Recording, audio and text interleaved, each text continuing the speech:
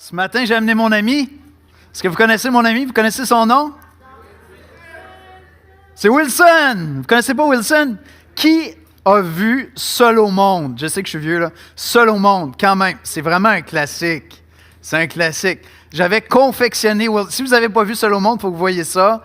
Tom Hanks se retrouve seul sur une île déserte, complètement seul. Puis à un certain moment donné, de désespoir, il va prendre un ballon de volleyball, un ballon Wilson, puis il va se confectionner un ami. Vous devinerez où il a pris sa peinture. Il va se confectionner un ami qui va appeler Wilson, évidemment.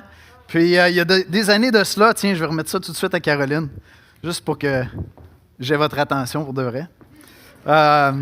Il y a des années de ça, j'avais confectionné mon Wilson parce que j'enseignais dans un camp jeunesse, puis je voulais aider les jeunes à réaliser cette idée, ce concept qui a de l'air abstrait, que si Dieu n'est pas présent dans ta vie, bien, il y a plein de moments dans ta vie où tu es seul au monde.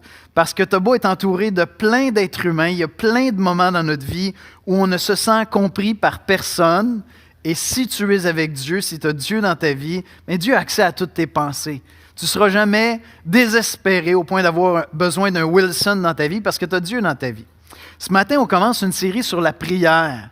Fait que ceux qui ont vu le film de Tom Hanks, imaginez un instant, ça n'aurait pas réglé tous ses problèmes sur le coup. Mais imaginez un instant que Tom Hanks aurait été chrétien. Puis qu'il avait eu la ressource de la prière alors qu'il était pris sur cette île-là, pour se confier en Dieu. Voyez-vous, la prière, c'est comme l'arme secrète du chrétien.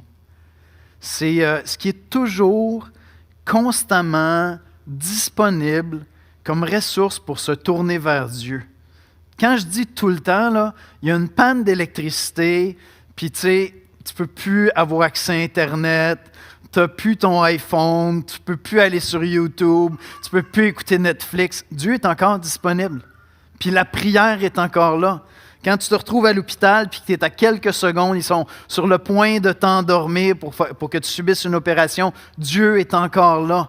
Quand tu as l'impression qu'il n'y a aucun être humain qui peut te comprendre, tu es seul dans ta tête, dans ton cœur, tu te réveilles la nuit, au milieu de la nuit, tu es désespéré, Dieu est encore là.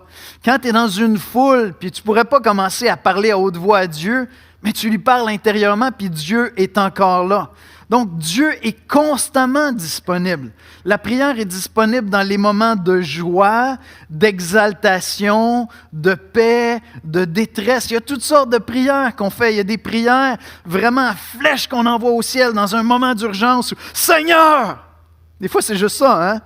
C'est probablement la prière que tous les êtres humains sur la terre font à un moment ou un autre, tu sais. La prière est l'arme secrète du chrétien. Et moi, je crois, par expérience personnelle, puis avec 27 ans de ministère pastoral, que c'est un des aspects de la vie chrétienne les plus intimidantes pour les chrétiens. C'est un élément très intimidant. Je ne parle pas de prier 3 minutes là, avant de manger, ce n'est pas ça que je parle. Je ne parle pas de prier quand ça va vraiment mal au travail, puis là tu dis « Seigneur, fais quelque chose, je t'en prie ». Non, je parle de prendre du temps régulièrement dans la prière, au-delà de 3 minutes et demie, puis passer une demi-heure, 1 heure dans la prière. J'ai partagé, je ne sais pas combien de fois avec l'Église ici, mon défi personnel, alors que j'étais pasteur, pour grandir dans la prière.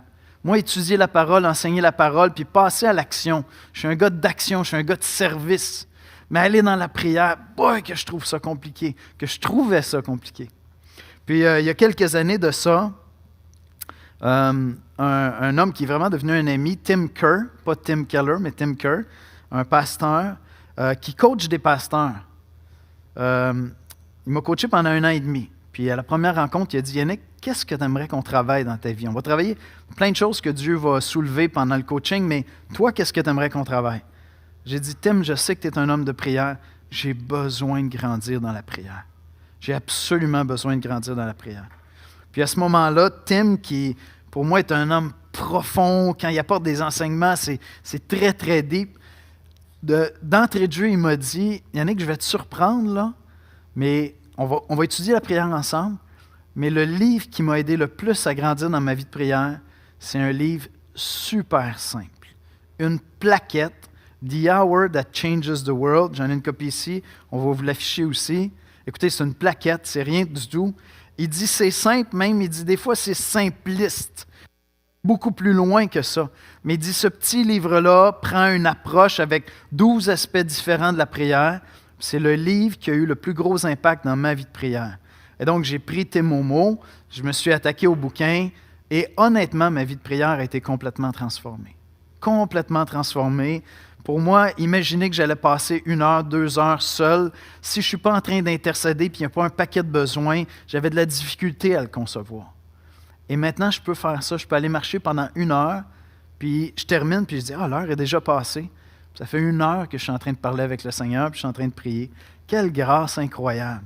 Et donc, on va vous présenter une approche extrêmement pratique, extrêmement simple, et c'est l'opportunité pour toi, si tu dis « La prière, ça m'intimide. » C'est, tu sais, au-delà de 4-5 minutes, je ne sais plus quoi dire. Ma tête part dans toutes les directions. Je ne suis plus là. J'ai juste hâte de passer au prochain appel. J'ai honte en même temps de dire « Wow, Dieu, tu es merveilleux, mais je ne sais plus quoi faire. » C'est vraiment l'opportunité de grandir. Donc, c'est une série qu'on va faire en 4 exposés bibliques.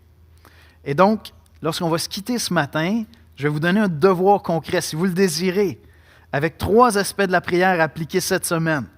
Et donc, si vous êtes un expert de la prière, vous dites « Ah, Yannick, tu sais, moi, je prie 8 heures par jour, je suis comme... » Bon, peut-être que tu as encore besoin d'apprendre l'humilité, je ne sais pas, mais, tu sais, je t'invite à embarquer avec nous, puis à réviser un peu ton approche. Peut-être que tu vas découvrir des aspects de la prière que tu ne connaissais pas encore, mais je suis convaincu que tu vas être édifié. Moi, quand je lisais des citations, il y a un homme de Dieu qui est décédé, même martyr, David Brainerd, qui dit une phrase comme ça. Moi, quand je lisais des affaires comme ça m'intimidait tellement. « Oh, 1 heure passée avec Dieu surpasse infiniment tous les plaisirs et les délices de ce monde. » Honnêtement, je lisais ça, puis... Ah oui? Non, je ne sais pas, je pense à plein de choses. J'aime beaucoup Dieu, mais 1 heure. Et pourtant, Dieu m'a changé, Dieu m'a transformé. Et donc, je suis très honnête avec vous, très transparent avec vous, et je vous invite à embarquer avec nous pour apprendre à grandir avec nous dans la prière. On va prier, puis notre frère Claude va venir nous lire un passage des Écritures. Seigneur Jésus, on vient dans ta sainte présence, toi, l'homme de prière, toi qui passais des nuits dans la présence de ton Père, toi qui étais constamment en prière, et toi qui étais et qui es encore un homme. Viens nous enseigner à parler avec ton Père, à parler avec toi, à parler avec l'Esprit. Viens nous enseigner à prier, Seigneur. Viens nous faire grandir. Tu nous as donné cette grâce, ce privilège, cet outil extraordinaire, ce canal, cet accès à toi, qui est toujours disponible, qui est constamment là, pour jouir de ta présence, pour te partager nos besoins, pour t'admirer, pour prier pour nos proches, pour confesser, pour t'adorer, pour te rendre grâce, Seigneur. Et pourtant, Seigneur, je veux te confesser avec plusieurs de mes frères et sœurs que la prière est un mystère, que la prière est souvent lourde, que c'est souvent un énorme défi et que si on voulait être honnête, on prie seulement 2-3 minutes par jour.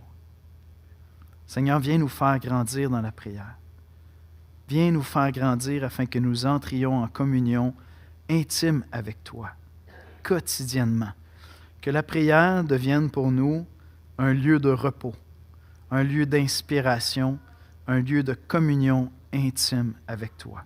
C'est dans le précieux nom de Jésus-Christ qu'on te le demande. Amen. Bonjour. Alors, la lecture de ce matin est tirée du texte de Matthieu, au chapitre 26, les versets 26 à 46 de la Nouvelle Édition de Genève. On va insister un peu plus sur la deuxième partie du texte. Pendant qu'il mangeait, Jésus prit du pain et, après avoir rendu grâce, il le rompit et le donna aux disciples en disant « Prenez, mangez, ceci est mon corps. » Il prit ensuite une coupe et, après avoir rendu grâce, il la leur donna en disant « Buvez-en tous, car ceci est mon sang, le sang de l'Alliance qui est répandu pour beaucoup, pour le pardon des péchés. Je vous le dis, je ne boirai plus désormais de ce fruit de la vigne jusqu'au jour où j'en boirai du nouveau avec vous dans le royaume de mon Père. » Après avoir chanté les cantiques, ils se rendirent à la montagne des Oliviers. Alors Jésus leur dit, « Je serai pour vous tous, cette nuit, une occasion de chute. Car il est écrit, « Je frapperai le berger, et les brebis du troupeau seront dispersées. Mais après que je serai ressuscité, je vous précéderai en Galilée. » Pierre, prenant la parole, lui dit, « Maître, si tu étais pour nous une occasion de chute, tu ne le seras jamais pour moi. » Jésus lui dit, « Je te le dis, en vérité, cette nuit même, avant que le coq chante, tu me renieras 3 fois. » Pierre lui répondit, « Même s'il me fallait mourir avec toi, je ne te renierai pas. » Et tous les disciples dirent la même chose. Là-dessus, Jésus alla avec eux dans un lieu appelé Gethsémane, et il dit aux disciples, « Asseyez-vous ici, pendant que je m'éloignerai pour prier. » Il prit avec lui Pierre et les 2 fils de Zébédée, et il commença à éprouver de la tristesse et des angoisses. Il leur dit alors, « Mon âme est triste jusqu'à la mort. Restez ici et veillez avec moi. » Puis, ayant fait quelques pas en avant, il se jeta sur sa face et pria ainsi. « Mon Père, s'il est possible, que cette coupe s'éloigne de moi. Toutefois, non pas ce que je veux, mais ce que tu veux. » Et il vint vers les disciples qu'il trouva endormis, et il dit à Pierre, « Vous n'avez donc pu veiller 1 heure avec moi. Veillez et priez, afin que vous ne tombiez pas dans la tentation. L'esprit est bien disposé, mais la chair est faible. » Il s'éloigna une seconde fois et pria ainsi. « Mon Père, s'il n'est pas possible que cette coupe s'éloigne sans que je la boive, que ta volonté soit faite. » Il revint et les trouva encore endormis, car leurs yeux étaient appesantis. Il les quitta et, s'éloignant, il pria pour la 3e fois, répétant les mêmes paroles. Puis il alla vers ses disciples et leur dit, « Vous dormez maintenant, et vous vous reposez. Voici, l'heure est proche, et le Fils de l'homme est livré aux mains des pécheurs. Levez-vous, allons. Voici, celui qui me livre s'approche. »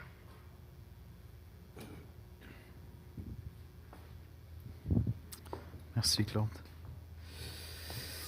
Matthieu 26, 40, 41, et il vint vers les disciples qu'il trouva endormis, et il dit à Pierre, « Vous n'avez donc pu veiller 1 heure avec moi. Veillez et priez afin que vous ne tombiez pas dans la tentation.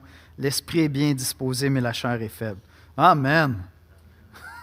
L'esprit est bien disposé, mais la chair est faible. C'est tellement une scène pathétique de voir que les disciples, alors que Jésus est au summum de sa souffrance, ne sont pas capables de prier avec lui 1 heure. Qu'est-ce que c'est la prière? Qu'est-ce que c'est la prière? Bien, je dirais que la prière, c'est le geste spirituel le plus spontané, soit celui de s'adresser à Dieu. C'est juste ça la prière. C'est parler à Dieu. C'est tout. La majorité des êtres humains vont le faire à un moment dans leur vie. On fait ça spontanément. Il y a même des gens qui témoignaient que des militaires athées sur le front, devant la possibilité de mourir, se mettaient à prier. C'est un réflexe. C'est drôle, j'avais même entendu Elon Musk qui, au décollage, je pense le premier décollage d'une de ses navettes, il était dans une conversation justement sur la foi. Puis il disait, je ne suis pas croyant, j'aimerais croire, mais je ne suis pas croyant. Je suis plutôt athée. Puis il disait, j'ai quand même prié quand la fusée a décollé. Fait que c'est un geste spontané. Ça vient du cœur. Pouf! Puis on parle à Dieu. C'est ça la prière. C'est simple, puis en même temps, ça peut être très intimidant. Alors l'approche que je vous propose d'explorer avec nous dans les prochaines semaines, bien, on peut afficher, on a un cadran là. C'est Dick Eastman, dans le fond, a identifié 12 aspects de la prière. Puis, au fur et à mesure qu'on va avancer dans les prochaines semaines, on va voir 3 aspects de la prière par semaine.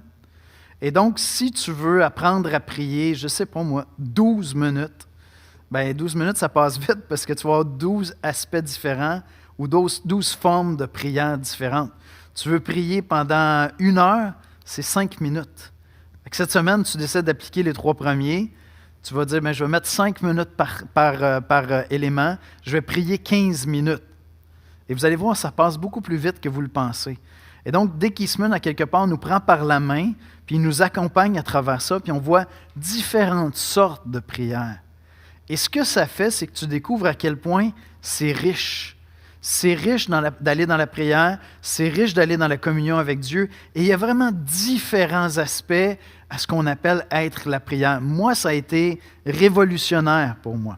Fait que moi, je vous invite à embarquer avec nous et de prendre ce devoir-là. Comme je disais tantôt un peu à la blague, si vous êtes déjà des gens qui priez beaucoup, puis vous priez longtemps, bien, je vous invite même à débuter vos temps de prière en faisant votre petit devoir avec nous pour apprendre. Parce que peut-être une des choses que vous allez découvrir, c'est que lorsqu'on prie longtemps et qu'on ne connaît pas toutes les dimensions possibles de la prière, des fois, on s'en tient à certains aspects seulement de la prière, alors que c'est tellement, tellement, tellement riche. Alors, si tu veux, cette semaine, tu dis, je vais prendre 2 minutes pour les 3 premiers, 2 minutes, 2 minutes, 2 minutes. Puis là, vous allez me trouver vraiment taponneux, là, matin, là, mais je vais même vous encourager à prier avec une minuterie. Là, vous allez dire, de quoi tu te mêles, là? Je vous explique pourquoi, puis vous allez le découvrir au fur et à mesure. Un des défis avec la prière, c'est de prier dans le temps, dans la durée. Tu sais, tu te mets à prier, puis là, tu te dis, il me semble que j'ai fait le tour. J'ai plus rien à dire. Là, tu regardes, tu te dis, ça fait 2 minutes et demie que je prie. J'imagine que je devrais avoir d'autres choses à dire à Dieu. Et mon expérience à moi que j'ai vécue, puis que je vis encore souvent, quand je veux prier 1 heure, là, je travaille encore avec ça, avec ma minuterie. Parce que ce que ça fait, c'est que je ne m'occupe plus du temps. Le temps, il va m'être appelé par ma minuterie. Puis je suis vraiment disponible pour ce moment-là dans la prière. Et pour moi, ça a été vraiment un gros facteur de changement. Parce que vous allez voir, on va voir 12 différents aspects. Fait que si tu décides que tu vas prier 1 heure, bien, tu passes 5 minutes dans le premier aspect. Puis là, après 1 minute et demie, tu dis, j'ai plus grand-chose à dire, Seigneur. Mais t'attends, tu restes là, ça va revenir. Tu vas voir, il y a d'autres prières qui vont venir. Ça va continuer. Alors, je vous invite même à prendre cet outil-là, si vous le voulez bien. J'aime bien cette citation de Dick Eastman. Il dit « Notre Seigneur savait que la prière est la seule réponse à nos confrontations quotidiennes avec l'ennemi de nos âmes. C'est pourquoi, en lisant les Évangiles, nous trouvons Jésus constamment en prière. Il priait parmi les hypocrites dans le temple, parmi les foules, sur les montagnes avec ses disciples, dans la chambre haute ou seul sur la montagne. La prière était davantage qu'une partie intégrante de sa vie, elle était sa vie. Il était en communion constante avec le Père. À travers cette série-là, ce qu'on va voir ensemble, oui, il y a beaucoup de chrétiens qui sont intimidés par la prière, mais on va apprendre ensemble une approche pratique et accessible pour venir à la rencontre de notre Dieu dans la prière.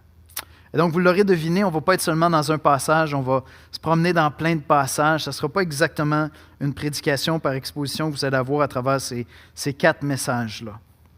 Commençons par le premier, la louange. Si on vient au cadran, le premier, c'est la louange.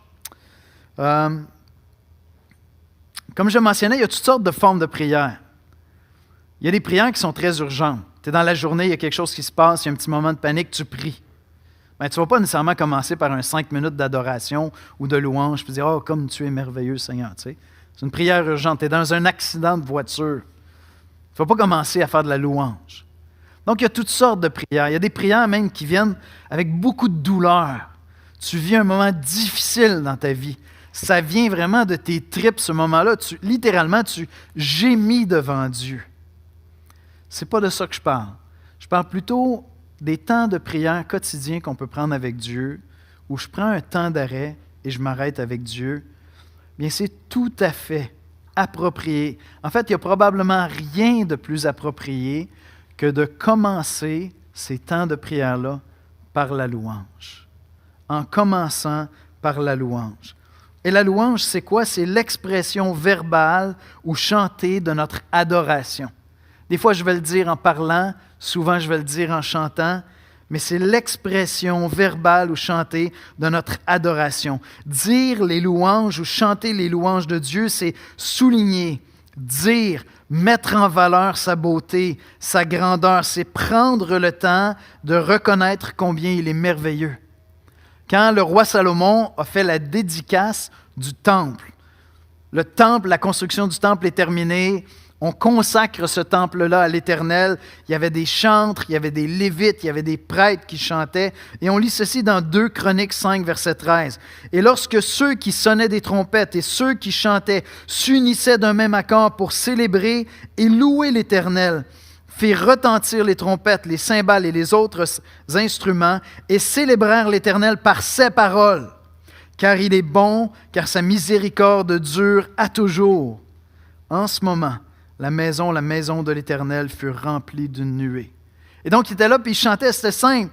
Il disait, « Car il est bon, car sa miséricorde dure à toujours. » Puis un autre chœur répondait, « Car il est bon, car sa miséricorde dure à toujours. Car il est bon, car sa miséricorde dure à toujours. » C'est ça, louer Dieu. Louer Dieu, c'est reconnaître qui il est et prendre le temps de le lui exprimer. C'est de lui dire combien il est merveilleux. C'est comme un moment de lucidité où tu dis, je suis en présence de la plus belle personne de l'univers. Puis je prends le temps d'être émerveillé et de lui dire combien il est merveilleux. Ainsi, on loue Dieu parce qu'il est digne des plus grands honneurs. C'est ça qui est raisonnable de faire quand tu te trouves dans la présence de Dieu. On loue Dieu parce qu'il est digne des plus grands honneurs. J'aime ce verset dans le psaume 22, 4. « Pourtant, tu es le Saint, tu sièges au milieu des louanges d'Israël. » Nous louons Dieu parce que Dieu aime que nous soulignions sa grandeur et sa beauté, que nous lui fassions cette déclaration d'amour. Puis des fois, on est... comme on projette notre propre vanité sur Dieu, puis là, on se dit, ouais, mais là, comme Dieu veut juste qu'on lui dise, c'était beau. Écoute, si tu es marié, tu sors au restaurant avec ton époux, ton épouse, puis là, je dis à Esther, comme je le fais, je dis, chérie, tu es vraiment belle. Je ne vais pas lui dire après, je ne voudrais pas par contre que ça t'enfle d'orgueil, là. Comprenez? Ça te fait du bien, hein? Je pense que tu es un peu vaniteuse. Tu n'as rien compris, c'est pour ça que tu es célibataire. Là. Je le dis. Ou c'est pour ça que ça ne va pas bien à la maison. Voyez-vous, c'est juste ça que je fais. Quand je suis avec mon épouse, puis je lui dis, « T'es vraiment belle, chérie. » Ou bien elle me raconte quelque chose qui s'est passé au travail, puis je dis, « Dieu t'a donné quelque chose pour écouter les gens qui souffrent. » C'est ça que je suis en train de faire. Je suis en train de la louer pour une qualité qu'elle possède, pour ce qu'elle est. Et donc, lorsqu'on va dans la présence de Dieu, le louer, c'est simplement reconnaître qui il est et lui dire, ça ne me laisse pas indifférent d'être en présence d'un être aussi merveilleux. C'est drôle, je ne suis pas indifférent à ta majesté. Je ne suis pas indifférent à ta grandeur. Je ne suis pas indifférent à ta beauté. Je veux juste te le dire, tu es vraiment too much. C'est ça, quelque part, la louange. Puis là, ma femme me dirait, « Ouais, je suis too much, mais encore, continue. Développe un peu. Dis-moi ça un peu plus. » Et c'est ça qu'on fait avec Dieu. C'est juste ça. Je suis devant Dieu. C'est approprié de faire ça lorsque j'entre dans la présence de Dieu. Le catéchisme de Westminster résume pourquoi est-ce qu'on existe, pourquoi est-ce que l'être humain existe. J'aime ça, ça dit la finalité principale de l'homme, sa raison d'être. La finalité principale de l'homme est de glorifier Dieu et de trouver plaisir en lui à jamais. Comme un beau souper en amoureux avec ton amoureux, prendre plaisir en elle, en lui. Mais là, c'est avec Dieu, qui est infiniment plus beau, plus grand, plus majestueux que tous les amoureux que tu pourrais rencontrer sur la terre. Et Dieu nous a créés pour ça.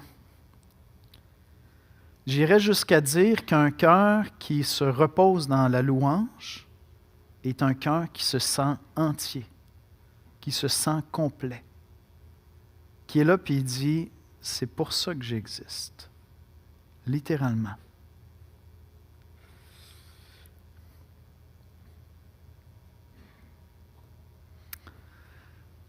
lorsque je prends le temps de louer Dieu, ça exprime aussi à Dieu que je comprends bien l'ordre de l'univers. Je comprends bien qu'il est Dieu, que je suis sa créature. C'est comme si tout reprend sa place quand tu vas dans la louange. Tu dis Dieu est merveilleux, puis les Écritures nous disent qu'on est des créatures merveilleuses. Mais les Écritures ne nous disent pas qu'on est merveilleux comme Dieu, jamais. Jamais. Et donc, aller dans la louange, c'est aussi comme remettre toute chose à sa place, à sa juste mesure, et contempler Dieu. Jésus nous a enseigné à commencer par Dieu, par reconnaître sa grandeur, sa majesté lorsqu'on va dans la prière. On lit dans la prière qu'on intitule le Notre Père dans Matthieu 6, verset 9. « Voici donc comment vous devez prier. Notre Père qui es aux cieux, que ton nom soit sanctifié. » C'est simple, hein? Que ton nom soit sanctifié, que ton nom soit élevé, que ton nom soit reconnu comme incomparable, que ton nom soit reconnu par toutes les créatures de l'univers comme incomparable à aucun autre nom, parce que tu es tellement plus grand, plus majestueux, plus beau que tout ce qu'il y a dans l'univers. Que ton nom soit sanctifié, que ton règne vienne, que ta volonté soit faite sur la terre comme au ciel. On commence par fixer les regards sur Dieu. Alors, comment on fait ça? Louer Dieu? Bien, parce que concrètement, il y a des gens qui vont dire « OK, mais quand même, il y en a qu'après 30 secondes, c'est peut-être moi qui manque de connaissances, mais je pense que je vais avoir fait le tour. » Bien, écoutez, le psaume 150, verset 2 dit « Louez-le pour ses hauts faits. Louez-le selon l'immensité de sa grandeur. Louez-le pour ses hauts faits. Louez-le pour tout ce qu'il a fait à travers l'histoire. » Et donc, je peux louer Dieu pour ce qu'il a fait. Il a fait l'univers, il a fait la nature. Je peux lire les Écritures pour découvrir toutes ses œuvres incroyables, son œuvre de salut. Il a fait l'Évangile, la bonne nouvelle de notre salut. C'est lui qui l'a produit, c'est lui qui l'a conçu, c'est lui qui l'a exécuté. Ce sont ses hauts faits. Je peux le louer pour ses hauts faits dans ma vie, parce que dans ma vie, j'ai vu Dieu agir à travers les années. Je peux louer Dieu pour ses hauts faits à travers l'histoire de l'Église. Mais je peux louer Dieu aussi pour ses qualités. Comme je donnais des exemples tout à l'heure avec mon épouse. Je vais louer Dieu pour ses qualités. On dit souvent ses attributs en théologie. Son amour, sa souveraineté, sa puissance, sa miséricorde, sa patience. Le fait qu'il connaît tout, il est omniscient. Le fait qu'il est bon, le fait qu'il est tout-puissant, je l'ai mentionné, il est doux, il est éternel. Il ne change pas. Il est toujours le même. Un matin, cette semaine, j'étais en train de louer le Seigneur, puis j'étais juste émerveillé par le fait que Dieu, actuellement, voyait les pensées de tous les êtres humains sur la terre, les joyeuses, les tristes, les cris de détresse, les moments d'hilarité, de bonheur. Et Dieu est attentif à tout ça. Personnellement, pas comme une intelligence artificielle, là. Une personne qui s'intéresse à toutes ses pensées. Vraiment engagé à aimer les hommes. On peut louer Dieu pour ses qualités, pour les trois personnes qu'il y a en Dieu. Le Père, le Fils, le Saint-Esprit. Je peux prendre le temps de louer le Père, puis m'arrêter sur lui, pour ses qualités particulières à lui. Je peux m'arrêter sur le Fils. Je peux m'arrêter sur l'Esprit. On peut louer Dieu en prenant ses noms à travers la Bible. Pensez à tous les noms qui sont donnés au Fils, Seigneur, la parole, admirable, conseiller, Dieu puissant, Père éternel. Et ça serait un sujet juste pour un message. Le Fils est appelé Père éternel. Ça, c'est vraiment intéressant. Prince de la paix. Voyez-vous, je peux prendre un temps de louange et avec tous ces éléments-là, commencer à louer Dieu. Et remarquez qu'on n'est pas en train de parler de remercier Dieu. C'est deux choses très différentes. Prendre le temps de rendre grâce, remercier Dieu, il va y avoir un temps pour ça. Dans les 12, là, on va voir rendre grâce. Mais c'est différent. C'est différent parce que rendre grâce, souvent, il y a un aspect, ça revient quand même un peu à moi. Merci parce que tu m'as rendu tel service. Merci d'avoir vidé le lave-vaisselle, chérie. Merci parce que tu es passé me prendre tout à l'heure. C'est bien, c'est important, c'est génial. On devrait le faire constamment. Rendez grâce en toutes choses. Mais c'est différent de dire à quelqu'un « Merci de m'avoir rendu service » puis lui dire « Sais-tu quoi? tu es quelqu'un de tellement serviable. C'est pas la même chose. C'est pas la même chose.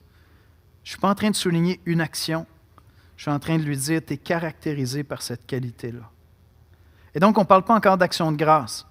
On ne parle pas de remercier. On parle juste de souligner les qualités de Dieu, ses attributs, qui il est. Alors, cette semaine, est-ce que tu es prêt, à tous les jours, à prendre un temps pour louer Dieu? Pour ses attributs, pour ses qualités. Ça va être ta première étape dans cette approche de la prière. Deuxième, celle-là va vous surprendre un peu, l'attente en silence. Et savez-vous quoi? Peut-être que c'est le conseil le plus pratique que vous allez apprendre à travers toute la série sur la prière. Apprendre à vivre et apprécier le silence dans la prière. Apprendre à faire silence en soi pour contempler la personne de Dieu et son amour. Il y a bien des prières qu'on va lancer à Dieu où le silence n'est pas nécessaire. Le silence n'est pas nécessairement approprié.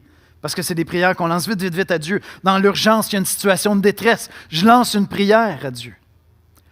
Mais pour grandir dans vos rencontres quotidiennes avec Dieu, pour entrer en communion avec lui, apprendre à apprivoiser ces moments de silence qui font partie de la prière, c'est vraiment précieux.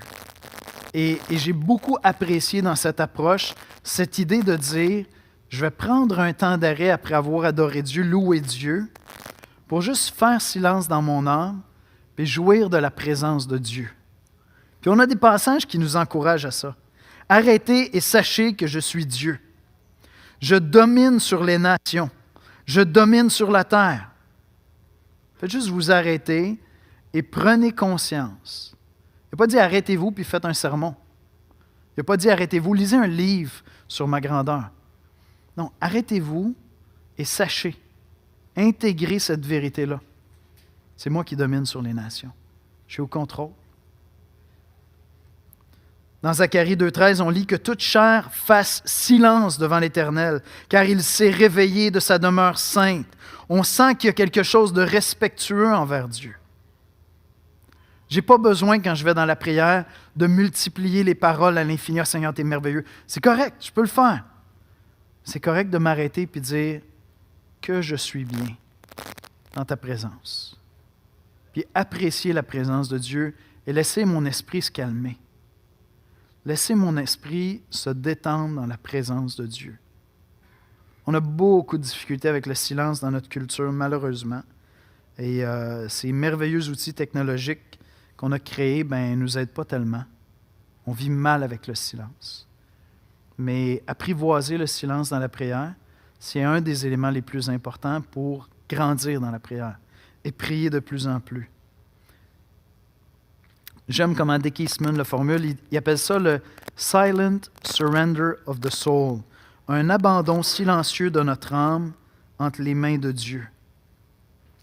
L'attente de Dieu est particulièrement essentielle à la prière car elle renforce notre connaissance et notre compréhension de Dieu. Ce qu'il est en train de dire, c'est que je vais louer Dieu pour toutes ses qualités, puis après ça, je vais prendre un temps où je vais juste faire silence, puis là, ma tête va aller partout. Seigneur, je veux juste apprécier le fait que tu m'aimes, puis que je suis ici avec toi. Ma tête veut aller ailleurs. Non, on reste ici. Je veux juste apprécier ta présence. Je sais que tu es attentif à ce qui se passe en moi. Puis je ne m'en vais pas dans les requêtes, je ne m'en vais pas partout. Je prends juste le temps de dire, Dieu est ici avec moi là, maintenant. Et ça me permet vraiment de m'apaiser pour, après ça, aller très loin dans la prière. Mais si vous n'allez pas là, votre esprit va être agité partout et vous ne serez pas concentré sur ce temps-là avec Dieu.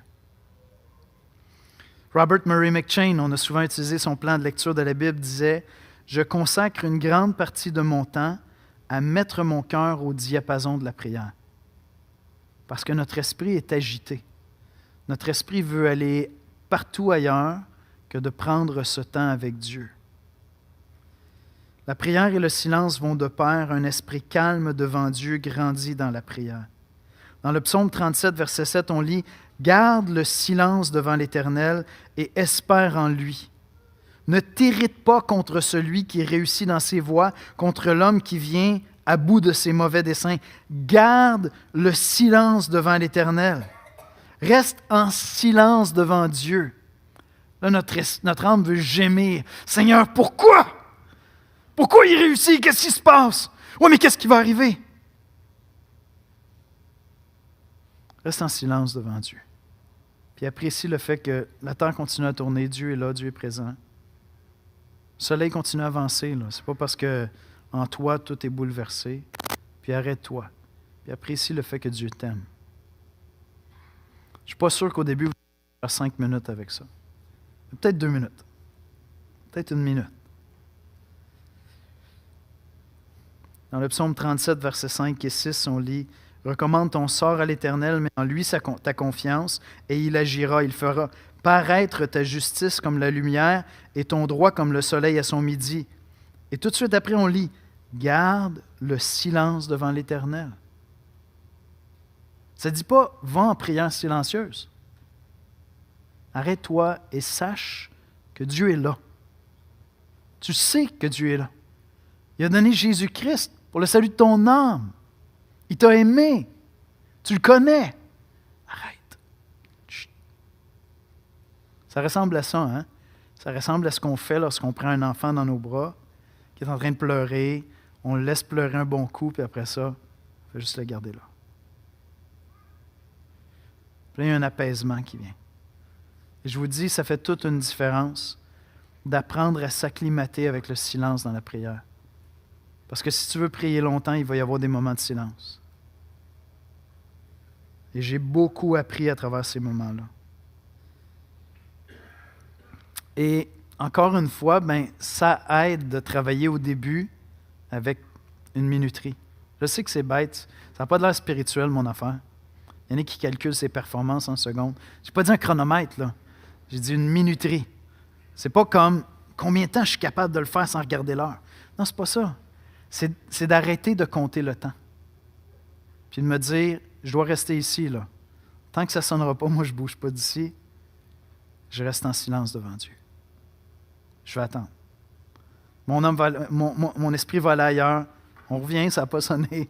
On reste en silence devant Dieu. C'est une discipline. C'est vrai que c'est une discipline. Jusqu'à temps que ça devienne fluide. Jusqu'à temps que ça devienne une seconde nature. Troisième élément. Donc, on a parlé de la louange. On a parlé du silence. Troisième et dernier élément, la confession. La confession. Puis après, vous pourrez prier toutes vos requêtes. On va voir tous les autres éléments dans les prochaines semaines. Mais prendre le temps de laisser à notre cœur et à l'Esprit Saint de passer en revue la journée pour grandir dans la confession. Vous savez, votre expérience de la confession, c'est probablement plus naturellement comme tu fais une méchante grosse gaffe. Tu sais, quelque chose qui est comme dans ta face. Puis là, tu as honte. Puis là, tu te sens coupable. Là, parce que c'est pas juste une erreur. Là. Je parle d'un péché. Tu as fait quelque chose de mal. Tu as blessé quelqu'un. Puis là, tu ne le réalisais pas. Puis tu dis, boy, mais c'est bien poche. Puis là, tu te sens coupable. Mais Dieu nous a donné la confession. Je vais confesser cette faute-là à Dieu afin de m'apaiser dans sa grâce. Dieu me pardonne mes péchés. N'est-ce pas? C'est probablement votre expérience de la confession. Ce n'est pas tout à fait de ça qu'on parle ici. On parle de prendre un temps systématiquement, quand vous allez dans la prière, pour confesser. Là, vous dites, ouais, mais Yannick, moi, je confesse toute la journée. Je suis toujours à jour. Moi, je ne traîne pas avec ces affaires-là. Je pêche, confesse, je pêche, confesse. Tout est en règle, il n'y a pas de problème. Tu sais, quand j'arrive là, je suis déjà à jour. Moi, les dettes, j'aime pas ça. Tu sais, fait que je ne traîne pas avec ces affaires-là. Pars ta minuterie 5 minutes, puis dis, Seigneur, est-ce qu'il y a des choses que tu veux me montrer dans ma journée? Demande-lui. Là, le Seigneur va te rappeler. Ah, il y a tel échange, hein? Tu n'étais pas vraiment à la hauteur ici. C'était mesquin ce que tu as dit ici. Puis il y a eu cette pensée-là, puis là, il y a eu ce geste-là que tu as posé. Puis tu aurais pu faire du bien ici, mais tu as été négligent de le faire. On confesse à Dieu pour être honnête avec lui et avec nous-mêmes. C'est ça qu'on fait dans ce temps de confession-là. C'est un temps où on dit, Seigneur, montre-moi qui je suis, parce que je sais que je suis en présence du Père qui m'aime. Je n'ai pas besoin de me cacher. C'est correct que l'Esprit me rappelle des péchés. Et je viens dans ta présence pour que tu me les rappelles. Je veux être lucide. Moi, je ne suis pas Dieu. Je suis un pécheur. Puis je veux être honnête avec toi, Seigneur. Je veux que notre relation soit honnête. Montre-moi là où j'ai manqué aujourd'hui. Et lorsque l'Esprit me rappelle quelque chose, je le confesse à Dieu. Seigneur, j'ai péché. Je suis sincèrement désolé. Je demande pardon. Je confesse cette faute-là simplement devant Dieu. L'apôtre Jean écrit dans une de ses lettres, dans 1 Jean 1,8, « Si nous disons que nous n'avons pas de péché, nous nous séduisons nous-mêmes et la vérité n'est point en nous. Si nous disons, un peu plus loin au verset 10, « Si nous disons que nous n'avons pas péché, nous le faisons menteur. Nous faisons Dieu menteur. Et sa parole n'est point en nous. Parce que si la parole de Dieu est en nous, eh boy, on peut confesser longtemps. Il y a toutes sortes de choses qui reviennent. Et donc, la confession, à quelque part, c'est pour être honnête avec Dieu, avec nous-mêmes. Honnête devant Dieu, envers Dieu et envers nous-mêmes. Puis je veux donner la liberté, inviter l'Esprit à me montrer, à me rappeler des manquements que j'ai eus. Et quand je prends 5 minutes pour le faire, c'est surprenant. C'est surprenant. Après 3 minutes, ah ouais, OK, il y a ça aussi. C'est correct. Maintenant, si vous ne connaissez pas l'Évangile, vous dites, aïe, aïe, ils sont comme masochistes dans cette place-là. Tu es là, puis là, il faut que tu cherches toutes tes bébites. Non. On confesse nos péchés pour que notre cœur trouve son repos dans la grâce et qu'il trouve le chemin de la repentance. C'est pour ça qu'on confesse nos péchés. Au lieu de rester avec cette affaire-là, qui va me revenir à un moment dans la journée où je me suis déplu à moi-même parce que je sais que j'ai péché, je sais que j'ai déplu à Dieu et je me suis déplu à moi-même, puis je ne veux pas y faire face, mais c'est là, mon cœur est disponible à ce que Dieu vraiment me le montre. Et des fois, c'est vraiment pas beau. Mais parce que j'ai confiance dans sa grâce, je peux prendre ça puis aller me reposer dans sa grâce. Je sais qu'il me pardonne, qu'il me fait grâce. Et à ce moment-là, mon cœur peut trouver le chemin de la repentance, changer de voie, ne plus refaire ça. Fait que dans un sens, c'est un petit peu comme un debriefing. Kim Clavel, elle a perdu un match de boxe. Je ne sais pas si vous suivez ce genre de choses-là, c'est discutable. Mais je lisais dans le journal qu'elle a perdu un match de boxe important cette semaine. Puis un de ses commentaires, c'est « J'ai hâte de rentrer à la maison pour regarder mon match, puis voir mes erreurs, puis apprendre de mes erreurs. » Fait que dans un sens, la confession, c'est faire un debriefing avec le Seigneur, où on passe tranquillement à travers la journée, puis là, on voit les choses qui n'allaient pas. Maintenant, pour des sportifs, l'objectif, c'est de performer beaucoup mieux la prochaine fois. Et ça, ce n'est pas l'esprit dans lequel on confesse. Parce que celui qui performe bien, c'est Christ. C'est lui qui a bien performé. Voyez-vous, je ne confesse pas des péchés pour me repentir puis qu'à la fin de la journée, Jésus me fasse monter sur un podium puis qu'il me donne un trophée. Non, mon trophée, c'est Christ. C'est Jésus, notre trophée. C'est lui qui a eu la victoire. Amen? Ce n'est pas nous. Mais je suis ouvert à aller dans la présence de l'Esprit et dire, on va faire un débriefing de la journée, toi et moi.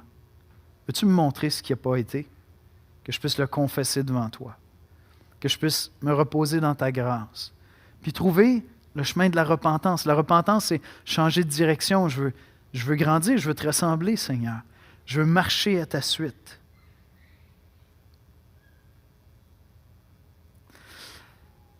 Alors, c'est ça que je vous propose pour cette semaine. Je vais inviter les musiciens à venir me rejoindre à l'avant. Cette semaine, ce que je vous propose de faire, c'est de prendre ces 3 premiers éléments-là. On peut ramener le cadran. Prendre ces 3 premiers éléments-là, la louange, l'attente et la confession. Puis tous vos temps de prière que vous allez prendre cette semaine, vous les commencez avec ça. Moi, je vous encourage personnellement même à vous donner un temps défini. Peut-être que vous vous dites, écoute, ça serait le fun que j'essaie de prier 1 heure à la fin de la série. Mais cette semaine, c'est 15 minutes. Vous comprenez? 5 plus 5, ça va? Vous allez arriver à 1 heure. Peut-être que vous dites, 1 heure, je vais mourir. OK, vas-y avec 2 minutes. Tu sais. 1 minute, tu vois, ça va vite, là. Tu as l'impression, vraiment, tu passes à travers une liste parce que tu vas en avoir 12 à faire, 12 fois 1 minute, c'est comme, ça va vite, là. Mais il faut que tu aies un petit minimum. Mais je vous lance ce défi pratique-là. Vous devez décider ce matin, si vous voulez le faire cette semaine, et vous devez décider ce matin quand vous allez le faire à tous les jours. Parce que prier comme ça ne se fait pas n'importe quand. Il y a des prières qu'on fait n'importe quand. C'est l'occasion qui crée la prière. Mais ça demande un petit temps d'arrêt, ça demande un lieu, ça demande un moment de repos. Je peux m'arrêter 15 minutes, aller dans la prière. Est-ce que vous êtes intéressé à relever ce défi-là pour grandir vous-même dans la prière? Et peut-être que ce n'est pas votre style de prière, ce n'est pas comme ça que vous pratiquez la prière. Moi, je vous invite à commencer avec ça. Puis au début, là, je vous avertis, ça va avoir de l'air extrêmement mécanique, ce que vous faites. Mais c'est à peu près comme tout ce qu'on apprend à bien faire dans la vie. Si vous aimez dessiner, là, vous aimez faire du dessin, à un moment donné, tu es en train de dessiner, puis là, tu regardes une main que tu as dessinée, puis tu as dit « ça a plus l'air d'une pieuvre, je ne sais pas trop quoi ». Fait que là, tu te dis « je vais apprendre à dessiner une main ». Mais tu vas en dessiner des mains, mon ami. Tu vas en dessiner, puis tu vas en dessiner, puis tu vas en dessiner, puis tu vas en dessiner. C'est vrai dans n'importe quoi. Puis là, à un certain moment donné, le mouvement va devenir fluide. Toi-même, tu vas y aller, tout va se placer. Là, tu vas dire « OK, c'est intégré, j'ai intégré ça ». Alors oui, pendant ces 4 semaines au début de la prière, peut vous sembler un peu mécanique. Mais il y a une grâce qui est là, parce que lorsqu'on va dans la prière, on entre dans la présence du Dieu vivant. Amen? On entre dans la présence du Dieu vivant. Est-ce que l'Esprit de Dieu, ce matin, t'a parlé? Je ne parle pas d'Yannick. Ça, ma partie, elle s'arrête ici. Est-ce que l'Esprit de Dieu t'a parlé à toi ce matin? Puis il t'invite à grandir dans ta vie de prière dans les prochaines semaines. Est-ce que tu es prêt à répondre? À dire, Seigneur, c'est correct. Je ne suis pas une personne de prière, là, mais si Yannick est capable d'apprendre à prier, il a dit que c'était pour les nuls, une série pour les nuls, tu sais. Je pense que je peux grandir dans ma vie de prière. Et je t'invite à répondre dans ton cœur ce matin. On va prier. Seigneur Jésus, tu m'as appris à prier et j'ai l'impression tellement d'être encore un bébé dans la prière, un enfant dans la prière, mais je confesse en toute franchise que je peux passer 1 heure à prier avec toi sans voir le temps passer. Je peux passer des minutes et des minutes et des minutes à être surpris. Et chaque fois, mon âme est apaisée, mon cœur est orienté vers toi. Je sais que j'ai confié à l'être tout-puissant mon amour et mes besoins. Seigneur, je te prie pour notre assemblée. Fais de nous une maison de prière, Seigneur. Que cette Église, que cette assemblée soit remplie d'intercesseurs, d'adorateurs, de gens qui viennent te rencontrer quotidiennement. Et Seigneur, on veut le faire avec simplicité, avec une grande simplicité.